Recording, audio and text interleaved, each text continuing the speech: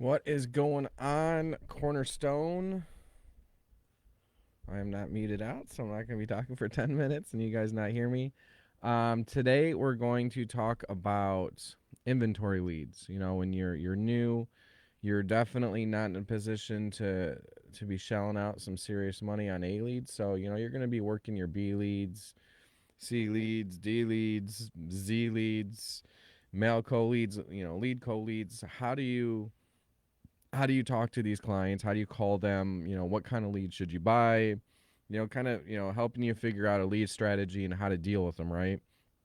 So, first of all, just to kind of, if you don't know, when you're working inventory leads, it just means they're a little bit older, so you should approach the conversation a little bit differently. When I first got started as a brand new agent, that's how I got started. You always hear John say, try to get your hands on about 100 leads. If you can get close to that or more than that, great. It gives you enough, you know, chances at bat to make sure that this will work for you, right? You need to have enough, chances, enough people to call that, someone will let you come over and someone will let you help them kind of thing. So that's kind of how I got started. I actually end up, I recently had gotten like a tax refund when I got started, so I took about $400 or $500 and got about 400 or 500 old leads. They only cost like 50 cents or $1, and that's kind of where I started out. And and then from that, those leads lasted me for about 4 months. And when some people might say like, "Wow, that's expensive," like to get started, like you don't have to spend that much. I just, like I said, I had gotten a tax refund, and of those 400 or 500 leads I had received, I was just starting out part time, and I made close to almost $8,000 off of that investment. So it was well worth it, right? I was super excited, but it does take a different one. You need to have the correct expectation going into this. Like, don't expect that when you pick up the phone and you call 10 people, those 10 people are going to answer the phone and you're going to book 8 or 9 appointments. Like, when you're calling inventory leads, understand what you're calling. Okay. Most of the time, these people didn't answer the phone for previous agents that tried to get a hold of them. That's why they're still in the system. Maybe an agent did get a hold of them, and the appointment was never kept, or maybe that agent just didn't connect with the client and they weren't able to make a sale. Whatever the reason is, it's essentially a client that still needs to be contacted and make sure that they can get the correct information, maybe get current information. Maybe they're a 2-year old lead and they didn't need the insurance 2 years ago and they do now, and you don't realize it and they don't realize it, but they're waiting for your call, right? And so you almost need to take it from like an investigative approach, when you're calling on older leads. In my experience, and with a lot of the other agents that I've heard, focus on inventory leads, on older leads, that's kind of the approach they take. Almost like, we're sorry it's taken so long for us to get in touch with you. Out of curiosity, has anyone gotten in touch with you? If so, what's kind of happened? And when you do that, they'll tell you like what they didn't like. They'll tell you that person was rude. They'll tell you, nobody ever contacted them. They'll tell you they've been waiting. They'll tell you it was too expensive. They'll tell you the things like, "Oh wow." Like, then it's really easy. Like, "Oh wow, I'm sorry about that." Like, this is not supposed to be something that's, unaffordable. It's supposed to be something in the budget. Maybe you weren't shown the correct programs or the correct rates. But in any case, your file's still sitting with me, so I just need to get your file closed out. How about I swing by, tomorrow or Sunday, and get this information to you. Take about, I'm not gonna run you through the whole spiel like you went through last time, but I'm gonna make sure that, I do right by you and get you the correct information. So, it'll take 10, 15, 20 minutes, just depending on how many questions you have for me. And then if anything else, at the end of it, we can at least get your file closed out. People like me will stop calling you. And just some, be a real person. I know the one thing, especially as a new agent, because I was there. Like I had, I watched all of those, live dial that Bill Martin did. I watched the training videos that Bill Martin and Rob Jones and Michael Code. I watched all of those, and I would write out scripts like, this is what you say, and then when the client says this, this is what my comeback can be, and then this is what my comeback can be, and the like it that script gives you some comfort, because you have something to fall back on, but it's also debilitating in the sense where you can't just freely think on how to respond back to what you're said, what's said to you, because you feel like if they say this, I have to say this. Well, what if you can't quickly find your response? Then you're like frustrated and you're trying to find what to say. The simplest comeback to everything, and I did this a lot when I was brand new. Rob Jones, teaches it a lot. On calling any lead for that matter, and it doesn't matter what they say. If they can say, "I'm not interested. It was too expensive. I already met with 20 people." Um, whatever their objection is, right? You guys mailed me 1,000 of them, and I filled every one of them out, and I didn't know what it did. It doesn't matter what they say. Your end all be all answer to everything can be, listen, I understand. It's just my job to get you the information. What time works tomorrow? Well, it's too expensive. Well, listen, I understand, but it's my job to get you the information. What time works tomorrow, Sunday for you? I told you I'm not interested. Listen, I understand, but it's my job to get you the information. Did you not hear me? I told you I'm not interested. Listen, I understand, but it's still my job to get you the information. So what time works tomorrow, Sunday? And until you can get comfortable with getting creative with how you overcome what they're saying, that's what I relied on a lot right there. There's a lot of comfort in just keeping it simple.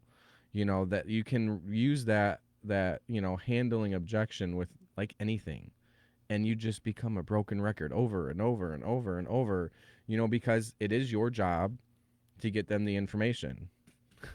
Right?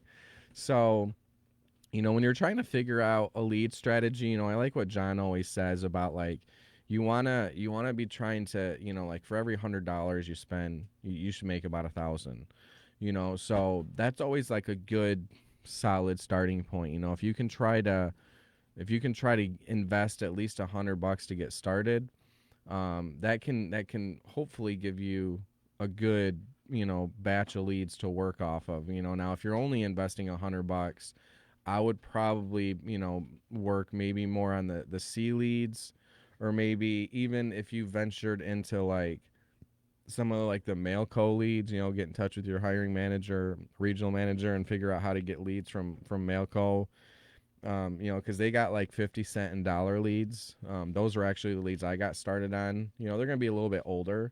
They're going to be, I think the dollar leads are like 6 months to a year old, and the 50 cent leads are like a year to 3 years old or something like that. But what's great about those older leads is, one, they're usually not being called on anymore. And so they've kind of forgotten about all the craziness about just being bombarded with the forms, getting bombarded with agents, and life has changed, right?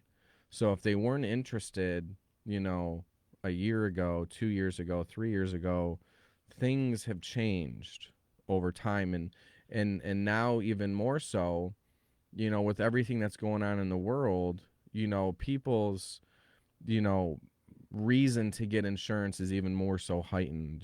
So I would say inventory leads are even a little bit more lucrative than they've ever been, because most people that were, I'm not interested, I don't need this, I don't need that, for the last 2 months they've been told on the news, you might die if you leave your house.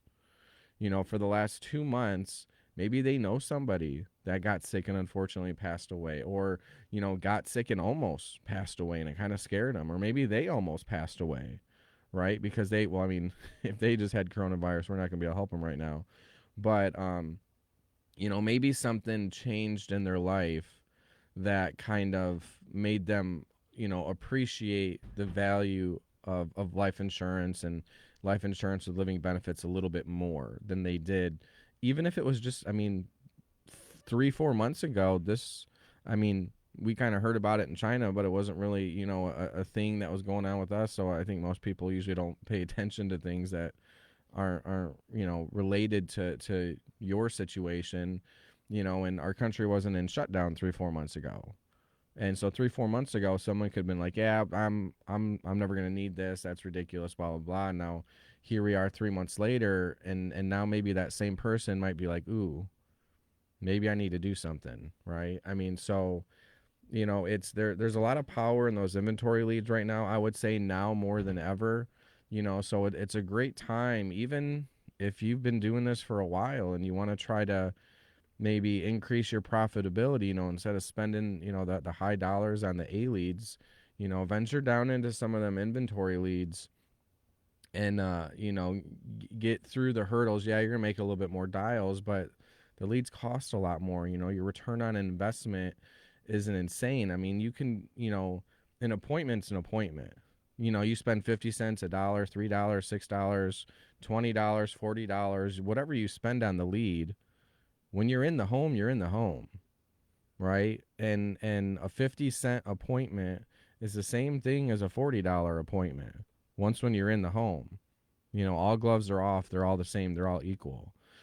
So, I mean, I've made, $500, $1,000, 2,000. One of my biggest sales as a new agent was, I remember buying 50 cent on a 3-year-old lead, and nobody ever contacted this guy. And after everything is said and was done, I think I had done like close to $300 a month on the family between getting the husband and the wife and the daughter covered. I mean, on a 50-cent lead, right? Like, I was super excited as a brand new agent. Like, I mean, that's where can you go get that type of return on an investment?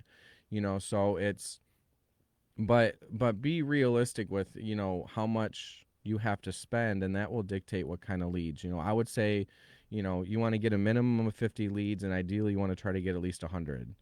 So based on what your budget is, that can kind of help tell you what type of leads you should get. You only got $100. Well, you probably should only be getting like 50-cent dollar leads, maybe $2 leads. So $2 leads are venturing into like the C leads for Equis. 50-cent leads are the D leads for Equis. Um, the $1 and the 50-cent leads are the I think they're called the tier 2 and tier 3 leads at Malco or something like that. That's going to be your comfort when you first get started, because then you can get a whole bunch of leads and you just plow through them. And the mindset, okay, so to set your expectation now, it's you're going to make a lot of calls. When I was, there might have been people better at doing inventory leads than me, and I'm sure there were. For me, I would average one appointment an hour. I might now keep in mind that's averaging one appointment an hour. So that means if I wanted to get 5 to 8 appointments for the week, I need to be prepared to spend at least 8 hours on the phone. And you need to be results driven, not like time driven, because that's kind of a bad formula for getting success in the business. Don't just be like, I have 3 hours, so whatever happens in 3 hours happens. Now, if that's legit all you have, I mean, we'll make the most of it that you can. But if you have time, your mindset needs to be, what do you want to accomplish? I want 3 appointments. Then you don't stop making dials until you have 3 appointments. And have, a minimum time set aside. And what I mean by that is, what if in the first hour you get 3 appointments, but you had 4 hours set aside? Well, call for the next 3 hours then. You already had it set aside. Maybe you'll get 5 or 6 or 7 appointments, because, what if you go out and you book yourself three appointments and you go over 3? That's very possible. I do that all the time. As a seasoned agent, I do that all the time, right? I book myself 15 appointments a week, so I don't have to worry about. I'm only expecting to make 5 sales, 5 to 8 sales, 10 if I'm lucky. But I'm only booking, or I'm only expecting somewhere between 5 and 8 sales when I book 15 appointments. When I book 15 appointments, I'm expecting to sit on 13 or 14 of those appointments. I'm expecting to close about half. Sometimes I'll have a bad week, sometimes I'll have a good week. So between 5 and 10, right? Good week 10, bad week 5. average week, somewhere in the middle. So that's what I'm expecting out of 15 appointments. So when you only book 3, I mean, you got to put things in perspective. Like when I was part-time, I would look at things on a monthly side. Like my goal was to make an extra $1,000 a month. So I wanted to try to get myself 10 to 15 appointments a month. Okay? And I probably, to be honest, I probably averaged between 8 and 12. Um but I would average about 3 sales a month. So I would book myself 8 to 12 appointments a month, usually 2, 3, 4, or 5 appointments a week, just depending on the week. Sometimes I'd only have 2, sometimes I'd have 5 or 6. But I mean, it was very normal for me to sit down on a Saturday and call for 4 hours, 8 hours, 10 hours. Start at 10 in the morning and go till 8 at night. I had plenty of Saturdays like that. And there were some Saturdays I'd call from like 10 to 2. And guess what? Those Saturdays, I probably only booked myself 1, 2, or 3 appointments because I just spent less time on the phone. And, you have to, again, remember what kind of leads you're calling on. These are leads that people didn't answer. So when, the biggest question people always have is, when do I call? I don't know. When do you answer your phone? Right? I had somebody texting me last night at 1 o'clock in the morning. I'm not saying call people or text people at 1 in the morning, but you just never know on the other side what time they'll be messaging back or calling back. But I mean, it's free game from 7:30 in the morning until 9 at night. You know, Monday through Sunday. That's when you should call. I'm not saying you call all day long every day, but that's your, we're not telemarketers. They filled out a lead. They requested us to contact them. So, we're not bound to telemarketer guidelines. Cold calling actually has guidelines. You can't call before a certain time, you can't call after a certain time, and you can't call certain days of the week. We're not cold calling, right? So sometimes we need to get creative. Why is 7:30, 8:30 great to call? One, Brandon Hall does it, top producer in the company. So if he does it and it works, that should end all. Well, it might now work, or what if like it works for him, he does it. So if the top producer in the company does that, why not the rest of us, right? But here's why it makes sense. Like they're getting ready for work. They're not working. They're not home doing whatever. They're on their way to work. They're getting ready for work, and people might tend to answer phone calls during that time frame that they normally wouldn't, right? So that's why that early time slot is really good. And then, so, you kind of got like 3 or 4 different shifts you can call people, and shifts are kind of like a 2 or 3 hour stretch. At least that's kind of the way I view it. From like 7:30 to 10:30 would kind of be like your first shift, and then maybe give it like an hour break, and then, maybe you start back up at like noon. And then from like noon to 3 is a good shift. Might catch people on lunch, catch like your people with your weird shifts that are coming home at 1, 2 o'clock, 3 o'clock. You can catch those people, before they kind of start doing things and start ignoring, numbers they don't recognize. So you got your 12 to 3, and then take about another hour break, and then maybe start up sometime between 4 and 5, and go until 8 or 9. That's going to be kind of your sweet spot during the week. Most people, your average person is home from work at that point in time.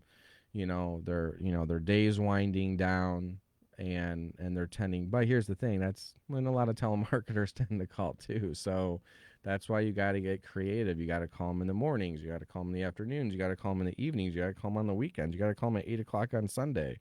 And the best comeback I heard from my uncle, when you're calling weird times like Sunday at 10, or not 10, Sunday at like 8, or Sunday at, a weird time that usually, business calls are not being done.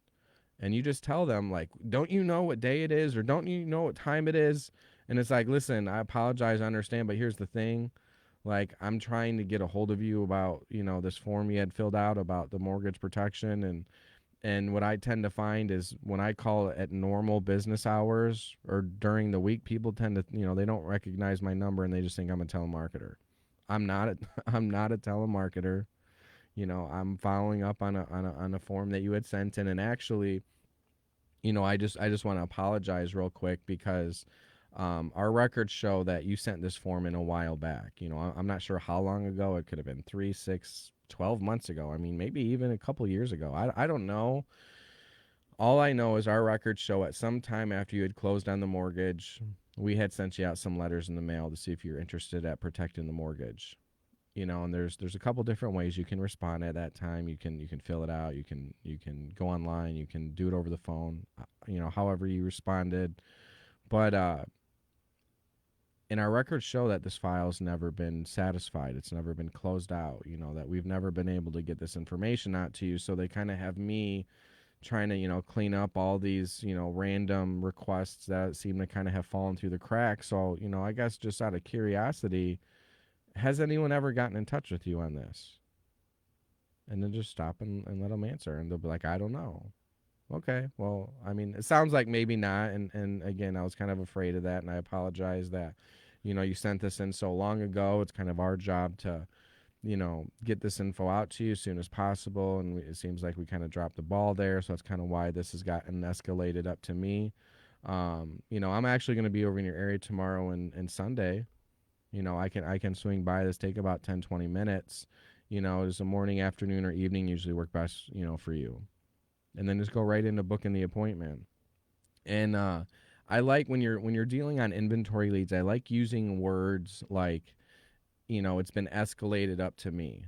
Because then it kind of sounds like you're more important, right? Like, oh, like now I got like the main guy. Now I got the senior guy. Now I got like the one that can make things happen, or the one that can give me the good deal. Like people will have, they'll interpret that however they want. um but it can help make them feel more comfortable with you coming out. Well, oh, it's gotten escalated up to him, well, now it sounds kind of important. you know and I like like I said earlier, I like the investigative approach because, one, that's usually not how they've gotten calls, right? Most calls that they've gotten are probably like people trying to hammer close the appointment. Like, hey, I'm coming over, and what I, and then however they do it. But then when you call, it's like a total different experience on the phone. I'm asking questions, and what do we always hear in life? The person asking questions, the one is in control of the conversation. And so they don't realize that, but that's what's going on. You're controlling the conversation by asking them, hey, what happened with this? You know, there's really only a couple of answers they can give. Nothing. I never got in touch with anybody. I met with a couple people. This was too expensive. I met with a couple people. Um, I wasn't interested, and I met with whatever it is that they say, and be like, well, I was afraid of that. We've kind of it's just kind of our job to make sure you were given the correct information. This is not something that's supposed to be unaffordable, right? This is something that's supposed to fit in your budget. And I don't know if it's something that you really needed or wanted. I just want to make sure you do get the correct information. We've had some issues with some clients not maybe getting the correct thing. And here's the thing. I mean, if the last time you met with somebody from our company or from any company was a long time ago, 6 months ago, a year ago, 2 years ago, our products have changed since then. We have better rates, we have different companies, different products, different programs. I mean, heck, just even what was offered 3 months ago is different from today. So we definitely need to make sure we're getting you the correct information. In any case, your file hasn't been closed out, so I still got to get that closed out.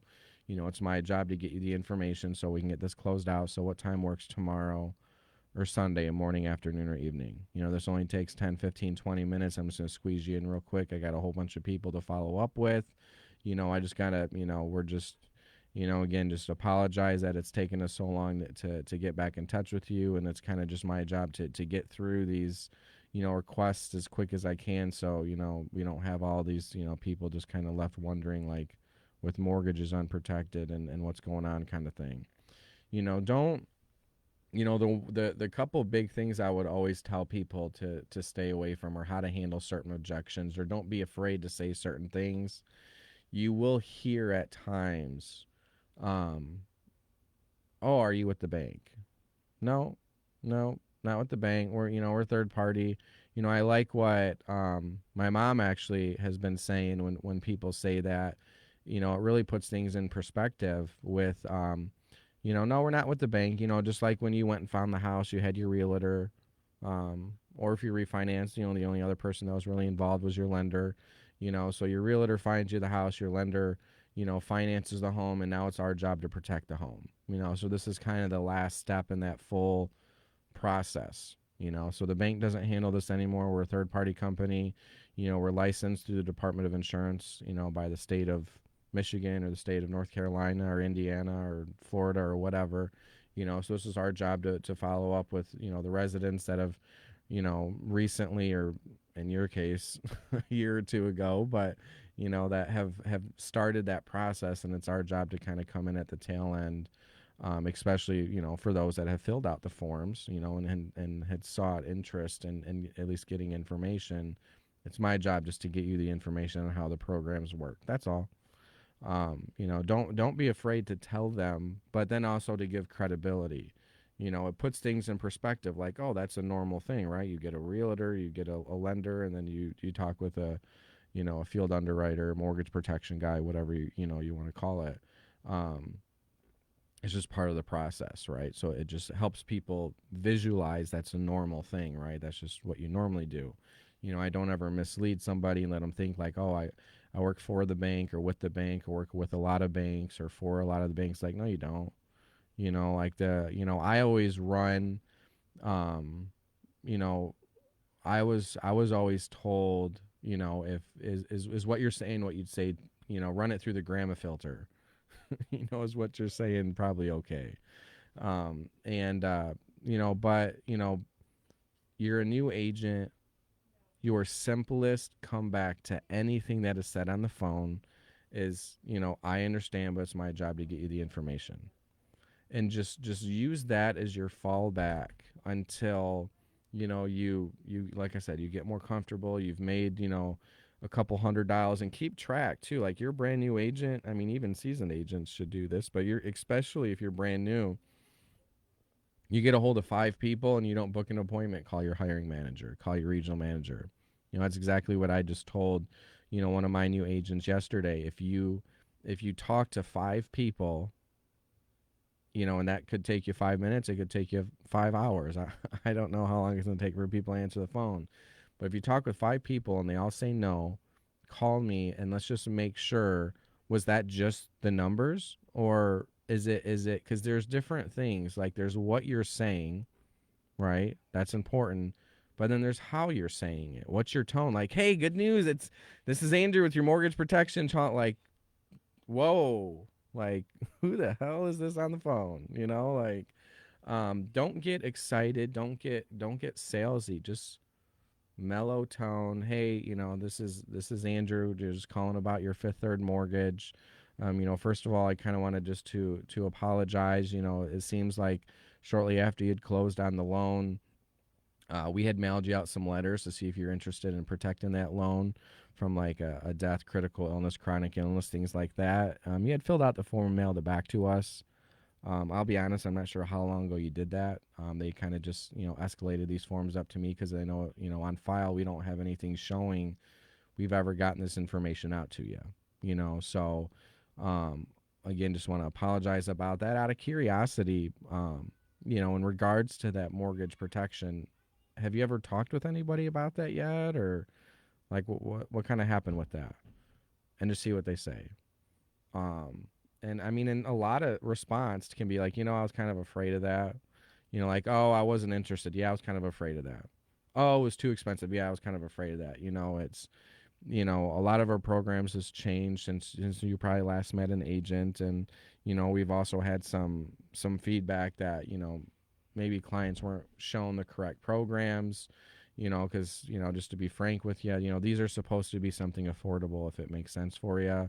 In any case, the record's still open on our end. We just, I just need to get this file closed out. It's just my job to get you this information. What time works tomorrow or what time works Sunday? I'm going to be running appointments in the morning, afternoon, evening. This should only take about, 15, 20 minutes, just kind of depending on how many questions you have. What time are you usually home? And book the appointment. You know, be mellow tone. Just don't sound like a robot, but just sound relaxed. And don't get high pitched, don't get excited. I get it, you're a brand new agent and somebody answered the phone and now it's like, oh, this is, and no, like, like pretend you're talking with, you just called up your best buddy Bill. Hey Bill, what's going on? uh Nothing. What's going on with you? Right. That's, like, you got the person's name, I assume, right? If it says Mary and John, or if it says John and Kim, right? If it says John and Kim on the lead card, and if a guy answers the phone, I'm assuming that's John. I'm not going to ask for John. I'm going to assume the phone number that was listed on the card under John and Kim. If a guy answers the phone, that's John. I'm going to assume if a female answers the phone on a phone number that's listed on the form for a John and a Kim, that's Kim, right? And if it's not, no big deal. Like, how am I supposed to know? It says John and Kim, and you listed the phone number, and a woman answered the phone. Like, 99% of the time, it's going to be Kim, right? So just be like, hey, Kim, what's going on? Hey, John, what's going on? Don't sound too high pitched, but just, you're talking with a friend, right? And that's going to stop them, one, from wanting to hang up on you right away, because telemarketers usually don't do that. Hey, John, what's going on? They'll ask, hey, is John Kite available? Well, you should know. Clearly, I don't know you, because you should know this is John. And so you don't know me because you're asking for me and I answered the phone, right? Um, do you insist on both being available? Yeah, when you look at the lead, kind of, I'll get into right now maybe the guts of actually making a dial, right? So I've kind of, on the mindset and the overall concept and all that. When you're actually booking the appointment, first of all, you want to start reading off everything on the lead you can. Like, hey, hey John, this is Andrew calling about your Fifth Third Mortgage over there on on Main Street over there in whatever, Toledo, Ohio. And so that instantly helps give you some credibility there. And then when you get to booking the appointment, hey, what time works best for you tomorrow? um if for me, I always, if it only says John, if that's all it says, or if it says Mary, if that's all it says, I'll say, hey John, it only has you listed on the form I got. Is there any other spouse or co-borrower that lives with you? And just see what they say. And if they say yes, oh, what's their name? And for whatever reason, their name's not on here. Oh, it's Mary. Okay, write it down. When's Mary's date of birth? Does she smoke at all? No. Okay, great.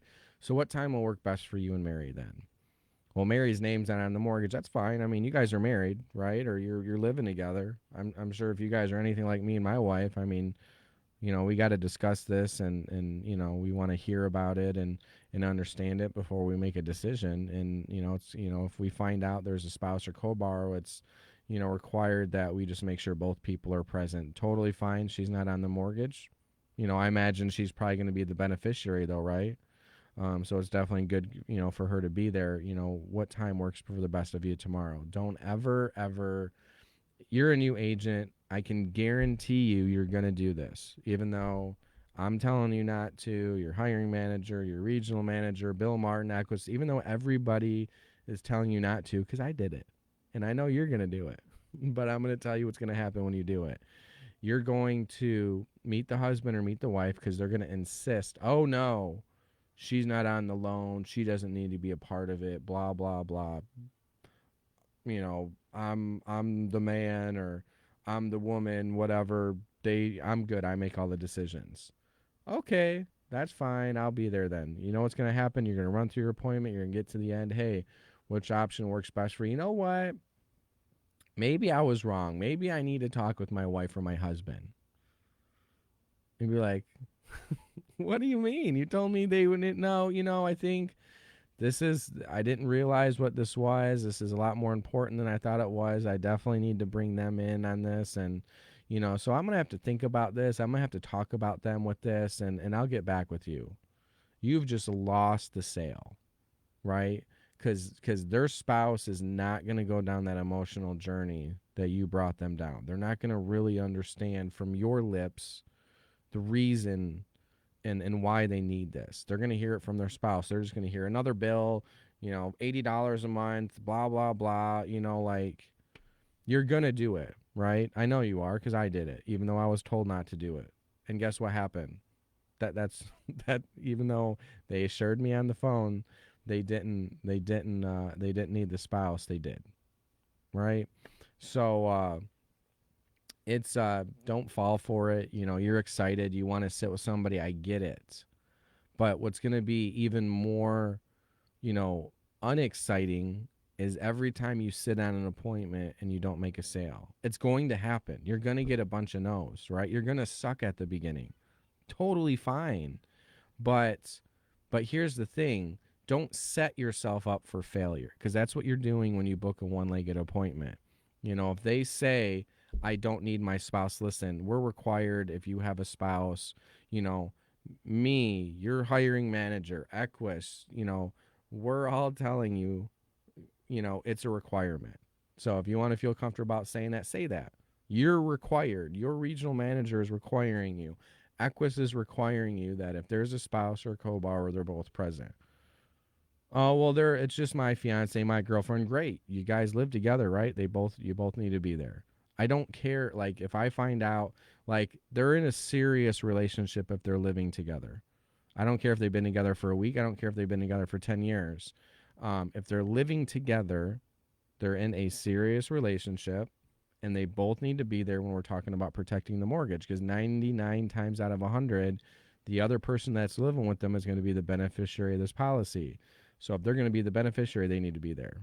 They need to understand what's going on, for both things. One, because they're the beneficiary, and secondly, because they're probably helping make the decision as well, whether they want to admit it or not. So don't make that mistake. Um, you probably are. Get it? I get it. Most of us just want to test it and push the limits, and maybe this is, don't play in the world of exceptions, right? I'm sure there are a couple appointments out there that have worked one-legged, but I can tell you there are 95% of them that have not, right? Don't play in that 5% or 2% or 1% chance that you're going to go broke and frustrated. Understand when you're a brand new agent, it's going to, I think, when I was a brand new agent, um, and, to give the comfort, like when you're in the home, you know, I did what Bill Martin and Rob Jones did in the in-home presentation. And then after I got done telling them who I am, what we're going to do, when I got done kind of figuring out the pain or their why, if you pass away, what happens for your spouse and your family, why did you guys even fill this form out to begin with? What are we trying to protect? What else do you have that can offer, protection from what you're worried about? What prescriptions are you on? What's your health look like? What's your driving record look like? What's your height and weight look like? Then you call up your hiring manager. And that's what I did for like my first month in the business. I was calling up my uncle, calling up, John Kite. And that was very comforting for me. And I probably went, um, I don't remember, it was like 7 appointments, I think it was, before I finally made my first sale. So if I only booked 5 appointments and then was like, oh, this thing's broken, it sucks, it doesn't work, I'm done. Like, here's the thing, like, you know, full-time agents that have been doing this for years can book 15 appointments and go 0 for 5, 0 for 8, 0 for 10. But that's why we book 15 appointments. Because the best analogy I've ever heard is, and probably because it's where I've learned most of my stuff, was from my uncle. He said, pretend you have a jar of marbles, right? And you have like, and here's the problem. If you have 100 marbles in that jar, they're not going to be half yes, half no. That's not the way our business works. It's probably 70 no's and 30 yeses. You're going to hear way more no's you'll ever hear yeses. But when we hear a yes, it's going to pay out really good, right?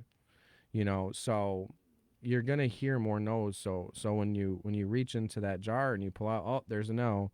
Oh, there's a no. Oh, there's a no. Oh, and you pull out 10 no's. Well, guess what?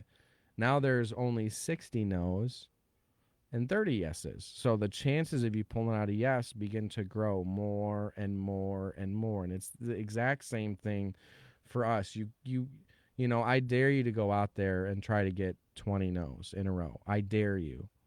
And tell me when that finally happens. You can't.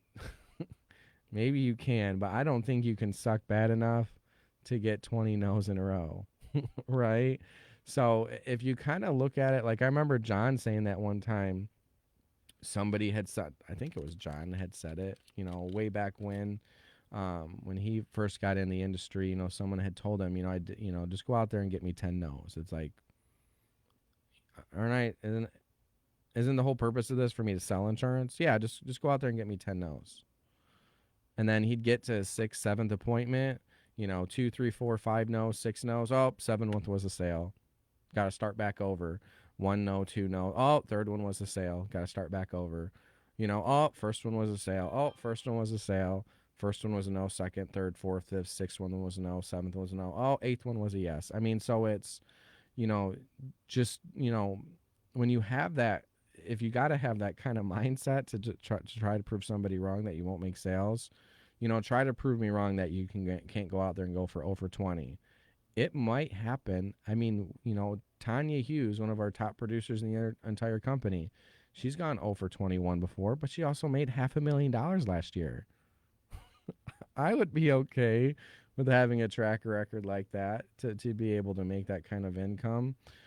So it's just, the worst thing you can do is go book one appointment. You need to put the numbers on your side, and you need to book quality appointments. Like, what are things you can do to solidify that they're going to be home?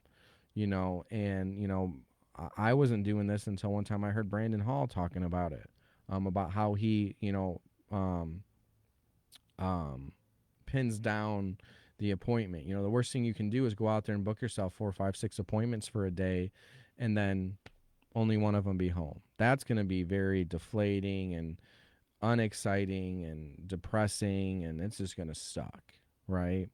So when you have them on the phone, so you've gone through your spiel, hey, what time works for you, morning, afternoon, evening, and then when they finally pick a time, and now you're starting to set the appointment, right? So that's the stage of the phone call we're in. So when they say, oh, afternoon, I'm usually home afternoon, so that works for you and your wife, right? Well, no, actually, my wife, she's not home in the evening. So it's like, okay, well, what time in the evening works best for the both of you then, right?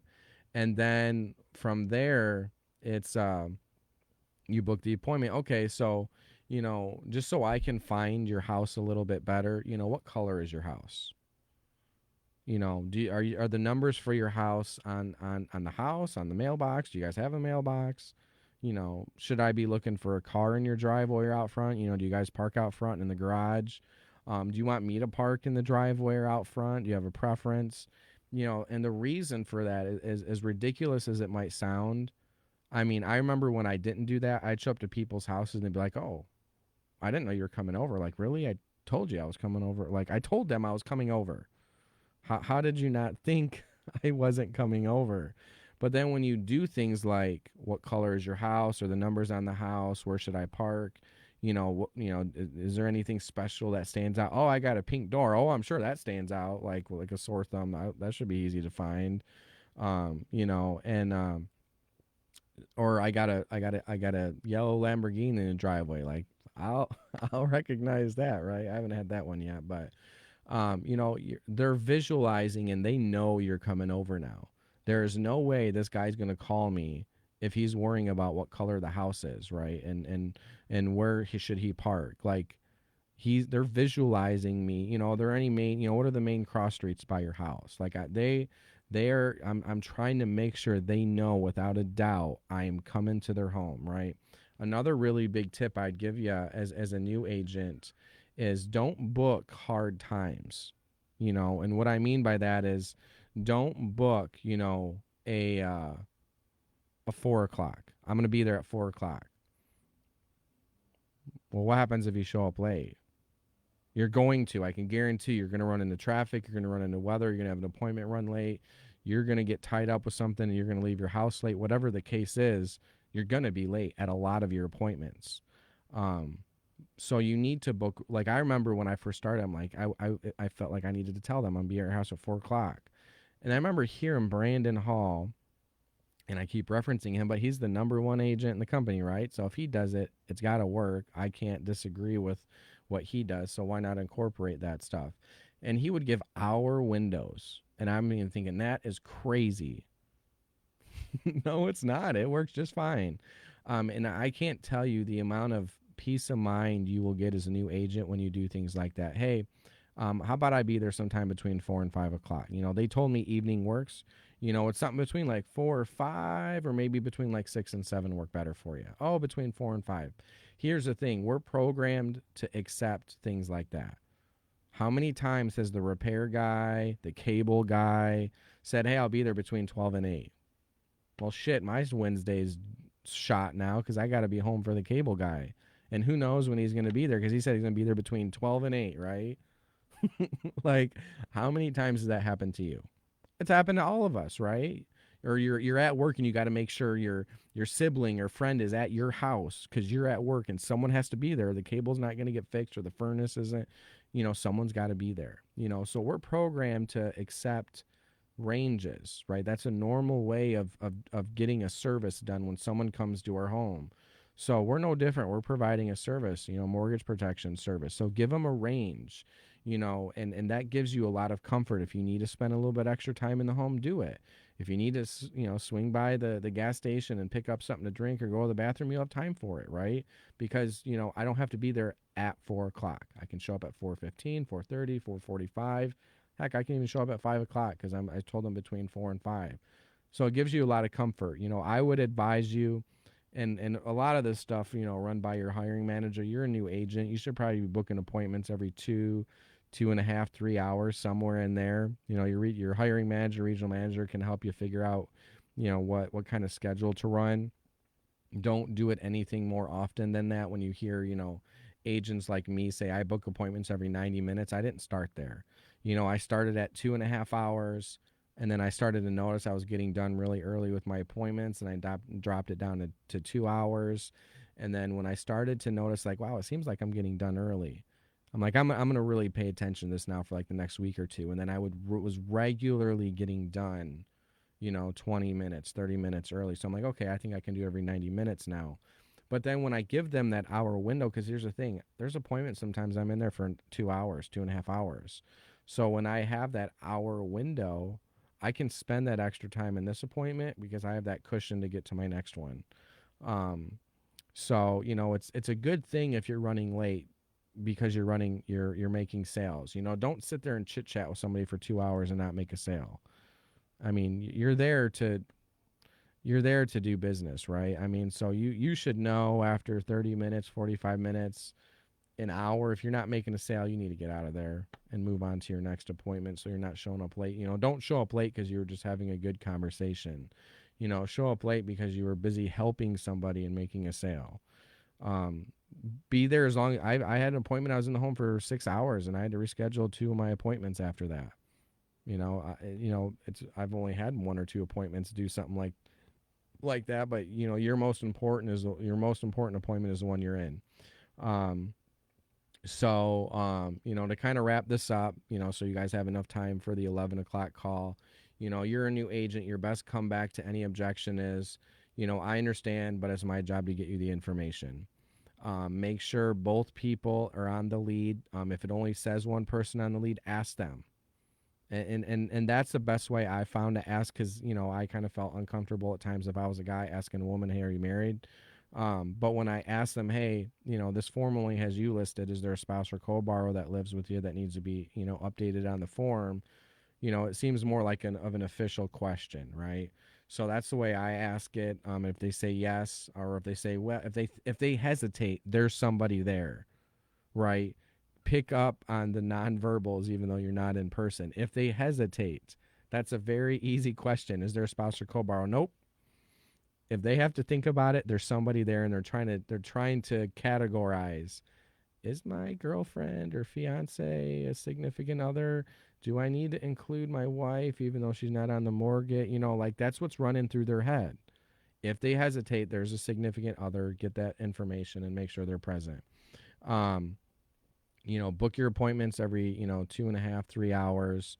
Hammer down the appointment with, hey, the color of the house, where are the numbers, where should I park, where do you guys park?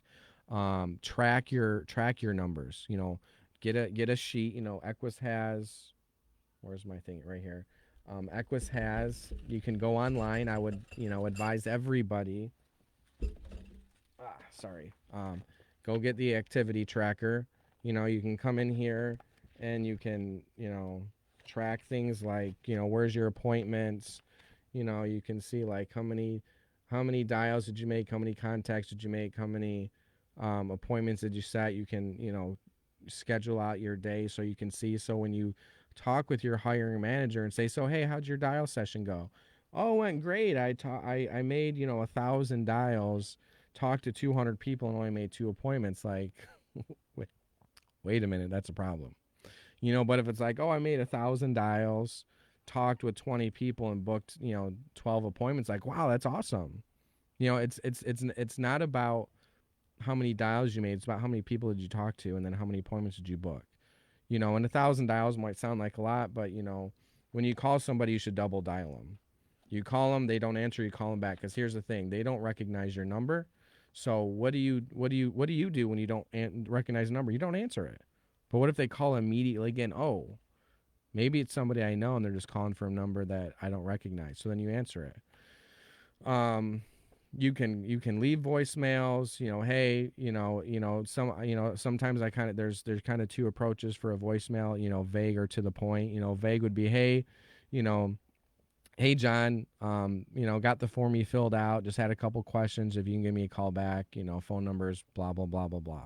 Super vague, right? But it piques their interest. Or, hey John, it's Andrew, just calling about your Fifth Third mortgage, about the mortgage protection form you had filled out.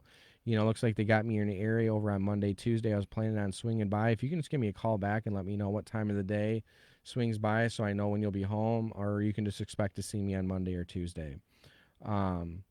And then that might entice them to call you back. You can shoot a text message, and there's not a right or wrong way to do any of this. You just got to do it, and you figure out what works for you in your area. You can send them. I usually tend to text them a picture after they haven't answered the phone, and be like, hey, this is why I was calling. This is calling about your Fifth Third mortgage. You had requested information on protecting the loan. I'm the local field underwriter that's been assigned to your case. You can call or text me back, or I'll try you back shortly. Include a picture of the lead. So then they can see, this is legit. There's a lot of different ways. You got to get creative. Door knocking is great. You're a new agent. You're working inventory leads. You got to remember, again, why are these inventory leads? They didn't answer the phone. Well, if they didn't answer the phone for the first or second agent, what makes you think they're going to answer the phone for you? Get out there, door knock on the door. Hey, John, I got the form you filled out. Do you remember this? No, probably not. It was a long time ago. Is that your handwriting? Okay. They sent me out to take care of this. There's your door knock approach. Now, granted, it can get more sophisticated than that, but you got to get creative with all of this. I'm going to end with that. I hope it helped. If you guys have any questions, you can leave comments, and me and any of the other producers can try to answer things. Anything I said, if you're trying to implement, get in touch with your hiring manager, regional manager, and try to figure out like what's the best way to kind of figure this thing out. They want you to succeed. They are there to help you succeed, so utilize them. The 11 o'clock call starts here at 11 o'clock. Amazing. Two guests, one in particular, Noelle Hughes, I've gotten to be a close friend with. Amazing story. If you guys haven't heard, jump on, listen. She's done, like 90,000 plus in the last 3 months. The country's in crazy pandemic, and she's out just crushing it and averaging, $30,000 a month, while, the rest of the country's worried about unemployment and finding a job and paying their bills, and she's crushing it over here. So how can you utilize what she's doing and help catapult what you're doing? So make sure you plug into the 11 o'clock call. You should have gotten a text message, email about it. If you didn't, ask your hiring manager how to plug into that. They do it Zoom and a conference call. So, we'll see you on there.